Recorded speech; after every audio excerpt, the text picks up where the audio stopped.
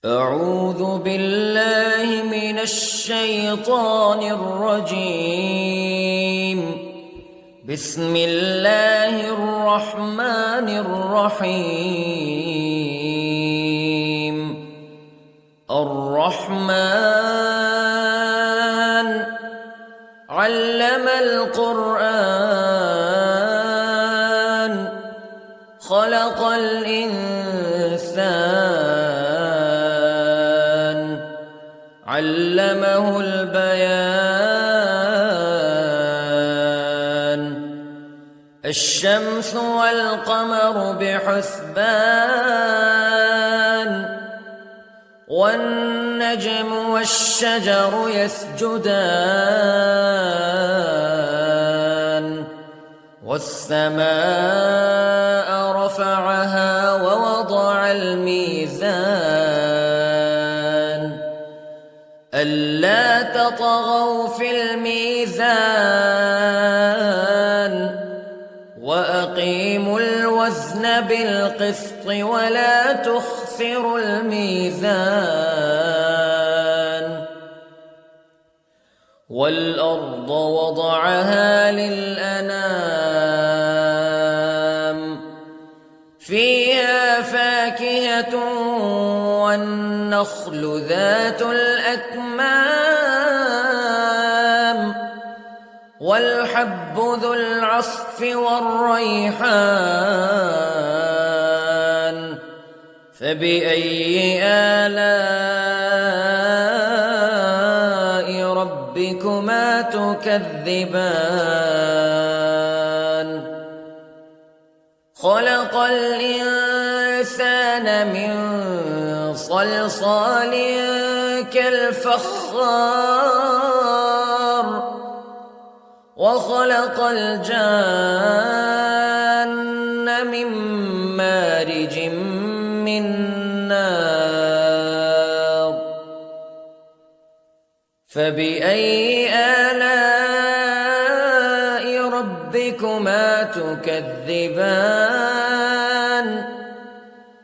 رب المشرقين ورب المغربين فبأي آلاء ربكما تكذبان. مرج البحرين يلتقيان بينهما برزخ لا يبغيان فبأي آلاء ربكما تكذبان. يخرج منهما اللؤلؤ والمرجان فبأي آلاء ربكما تكذبان. وله الجوار المنشآت في البحر كالأعلام فبأي آلاء ربكما تكذبان. كل من عليها فان ويبقى وجه ربك ذو الجلال والإكرام فبأي آلاء ربكما تكذبان. يسأله من في السماوات والأرض كل يوم هو في شأن فبأي آلاء ربكما تكذبان. سنفرغ لكم أيها الثقلان فبأي آلاء ربكما تكذبان.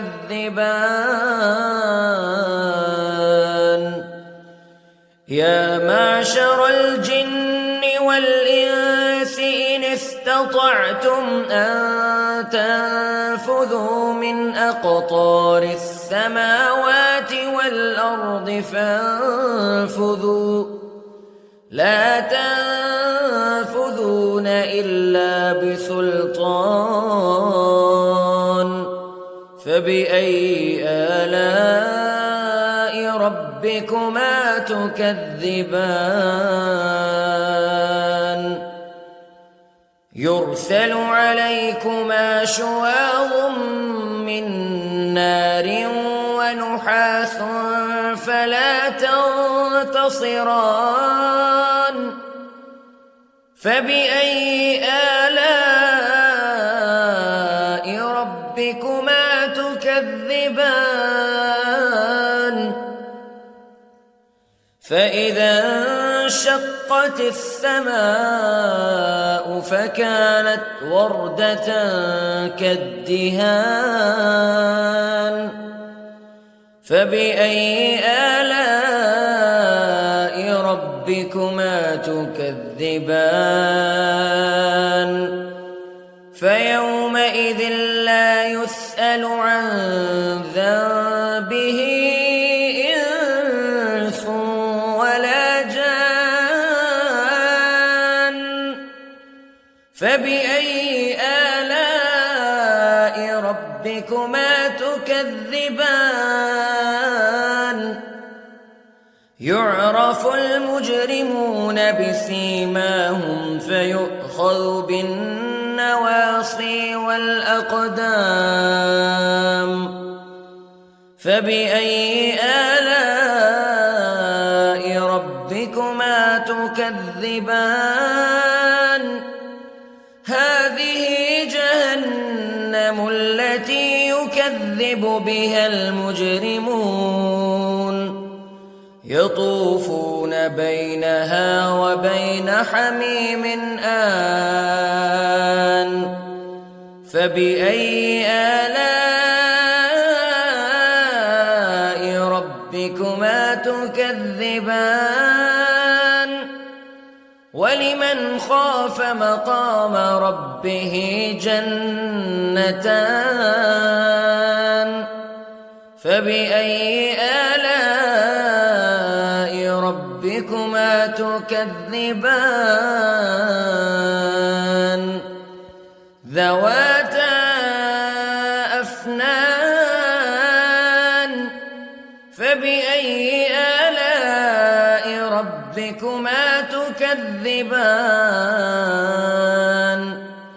فيهما عينان تجريان فبأي آلاء ربكما تكذبان فيهما من كل فاكهة زوجان فبأي آلاء ربكما تكذبان متكئين على فرش بطائنها من استبرق وجنى الجنتين دان فبأي آلاء ربكما تكذبان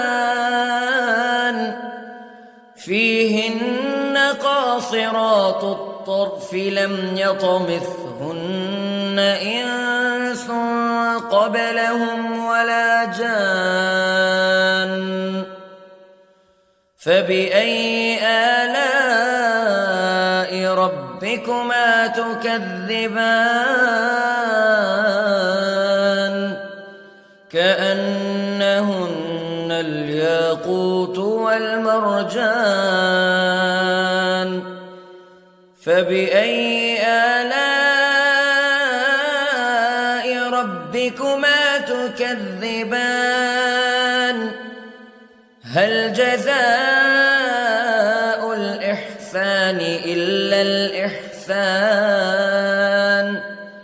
فبأي آلاء ربكما تكذبان ومن دونهما جنتان فبأي آلاء ربكما تكذبان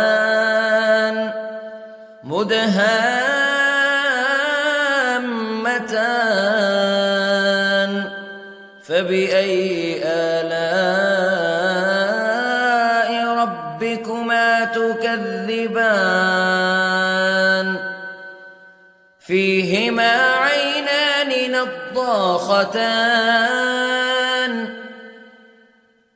فبأي آلاء ربكما تكذبان فيهما فاكهة ونخل ورمان فبأي آلاء ربكما تكذبان فيهن خيرات حسان فبأي آلاء ربكما تكذبان حور مقصورات في الخيام فبأي آلاء ربكما تكذبان لم يطمثهن إنس قبلهم ولا جان فبأي آلاء ربكما تكذبان متكئين على رفرف خضر وعبقري حسان فبأي آلاء ربكما تكذبان تبارك اسم ربك ذي الجلال والإكرام